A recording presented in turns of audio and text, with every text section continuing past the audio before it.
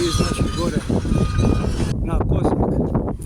Radnici su počeli, kako sami kažu, raditi od jučer ujutro i evo, ovo su napravili među vremena. Šefova nema, nadzora nikakvoga nema.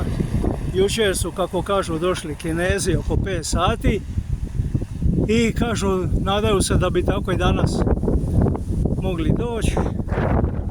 Normalno, Kinezi ne znaju čak kaže ni engleski, ni hrvatski, prefa nema, nadzora nema. Ljudi radu sami, bageri su bez registarskih oznaka, kamion bez registarskih oznaka, oznaka gradilišta nema. Ovo je teren u vlasništvu Hrvatske države, pod Hrvatskim šumama.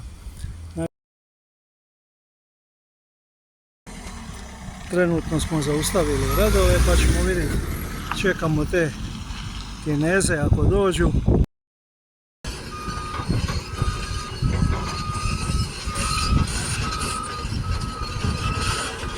Evo ga, krče šumu. Znači parcela u vlasništvu države. Zabranjeno izvođenje bilo kakvih radova. Ali se krči. Neće ostati š od šume.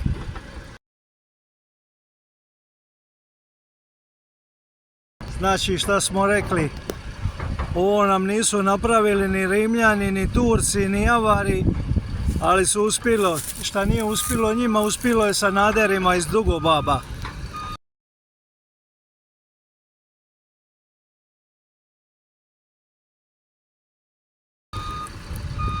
Evo gospodo iz Kaštela.